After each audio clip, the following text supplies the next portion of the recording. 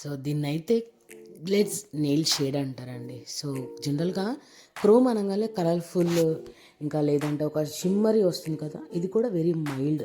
అంటే పర్ల్ లాంటి మెరుపుతోని ఈ షేడ్ అనేది క్రియేట్ చేస్తారు. దీనికోసం కొత్త ఐటమ్స్ ఏం అవసరం లేదు, రెగ్యులర్గా మనం యూస్ చేసేదే. కాకపోతే ఒక చిన్న చిన్న టెక్నిక్స్తోని ఈ ఆర్ట్ని అయితే మనం క్రియేట్ చేసుకోబోతున్నాము. సో క్లాస్ ఏందో అర్థమైంది కదా. హాయ్ అండి, welcome back to my channel voice of makeup Telugu. ఇది నెయిల్ సిరీస్. నా పేరు సరిత. సో మీరు వీడియోలో చూస్తున్న ప్రాసెస్ మొత్తం డ్రై మ్యానిక్యూర్ అంటారు. సో ఈ డ్రై మ్యానిక్యూర్ ఎలా చేయాలి ఏంటి అనేది నేను ఆల్రెడీ ఛానల్లో అప్లోడ్ చేశానండి. ఇంకా ఇంట్రెస్ట్ ఉన్న వాళ్ళు వెళ్ళి చూడొచ్చు, ఓకేనా. సో సింపుల్గా చెప్తే ఇది నెయిల్కి ప్రొటెక్టర్ అనమాట. మన నెయిల్కి ఎక్స్టెన్షన్ వల్ల ఎటువంటి ప్రాబ్లం ఏం లేకుండా ఈ డ్రై మ్యానిక్యూర్ని యూస్ చేస్తారు. తర్వాత నేను ఈ వీడియోలో ఎక్స్టెన్షన్ వచ్చేసి సాఫ్ట్ టిప్స్ యూస్ చేస్తున్నానండి. సో చూసారు కదా, గ్లూతోని ఎప్పుడైనా సరే మన నెయిల్ ఎడ్జ్ దాకా నెయిల్ని అటాచ్ చేయకూడదు. ఎందుకు అంటే త్వరగా ఊడొచ్చేస్తుంది. అందుకోసం అని చెప్పి కొంచెం గ్యాప్తోని అప్లై చేసుకున్న తర్వాత ఇలా మనం డ్రిల్లర్తోని ఈవెన్గా, అంటే ఎటువంటి గ్యాప్, ఎత్తుగా లోగా అలాంటి గ్యాప్ లేకుండా పెట్టామా లేదా అన్నట్టుగా అప్లై చేసుకోవాలి. సో మీకు క్లియర్గా అర్థమవుతుంది అనుకుంటున్నాను. సో ఇంకొంచెం స్ట్రాంగ్నెస్ కోసం నేను వచ్చేసి బిల్డర్ జెల్ని యూజ్ చేశాను అనమాట. సో ఈ బిల్డర్ జెల్ స్ట్రక్చర్ అనేది చాలా ఫ్లెక్సిబుల్గా ఉంటుందండి, ఓకేనా. హార్డ్ జెల్, బిల్డర్ జెల్ గురించి కూడా నేను వీడియో చేశాను, interest. So after builder gel application తర్వాత బఫర్తో బఫింగ్ అనేది చేయాలి. ఎందుకంటే సాఫ్ట్ టెక్స్చర్ మీద ఎప్పుడైనా సరే మనం జెల్ పాలిష్ అనేది అప్లై చేయకూడదు, ఓకేనా.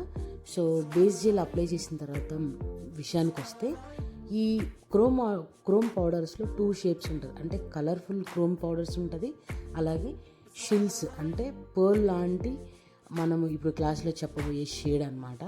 సో ఆ షేడ్ని యూజ్ చేయాలంటే మనం కంపల్సరీ లైట్ కలర్సే యూజ్ చేయాలి.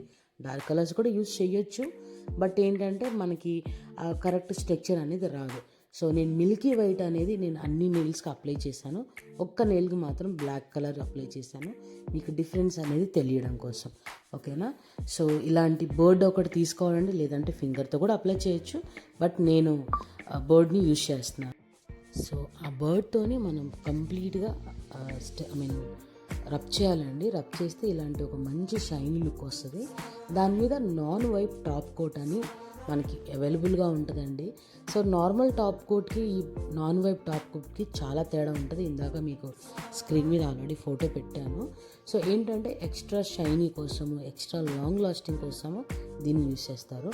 సో చూసారు కదా, లైట్ లేకపోయినా లైట్ ఉన్నా కూడా మంచి షైనింగ్ అనేది ఉంటుంది. సో ఇప్పుడు మనం రెగ్యులర్గా యూజ్ చేసే షిమ్మర్ అంటే క్రోమ్ని బ్లాక్ కలర్ మీద అప్లై చేసి చూసాను. ఇంకా అదే క్రోమ్ పౌడర్ని మనం మిల్కీ వైట్ తీసుకున్నాం కదా, దాని మీద కూడా అప్లై చేసి చూపిస్తున్నాను. సో ఈ 3 చూస్తే మీకు అర్థమవుతుండొచ్చు కదా, గ్లిట్జ్ దానికి క్రోమ్కి డిఫరెన్స్ అనేది మీకు అర్థమై ఉంటుంది, ఓకేనా. ఏమైనా డౌట్స్ ఉంటే కూడా మీరు కామెంట్ సెక్షన్లో వెళ్ళి కామెంట్ చేయొచ్చు, ఓకేనా. తర్వాత టాప్ కోట్ అప్లై చేసుకోవాలి. సో ఎప్పుడైనా సరే క్రోమ్ పౌడర్ని అప్లై చేసిన తర్వాత టాప్ కోట్ అప్లై చేసి మనం క్యూర్ చేసుకోవాలి. తర్వాత సైడ్స్లో ఉన్న కంప్లీట్ పౌడర్ని మనము అస్టిజోన్తో, కాటన్తో మనం రిమూవ్ చేసుకోవచ్చు, ఓకేనా. ఇక్కడ వీడియోలో చూస్తే వేరే క్రోమ్ కలర్స్ అంటే వేరే కలర్ క్రోమ్స్ని కూడా నేను అప్లై చేశాను మన మిల్కీ వైట్ మీదనే. సో వేరియేషన్ అనేది మీకు కంప్లీట్గా అర్థమైంది అనుకుంటున్నాను. నెక్స్ట్ వీడియోలో ఇంకా బాగా గ్లిట్జ్ ఆర్ట్ గురించి ఎక్స్ప్లెయిన్ చేస్తాను.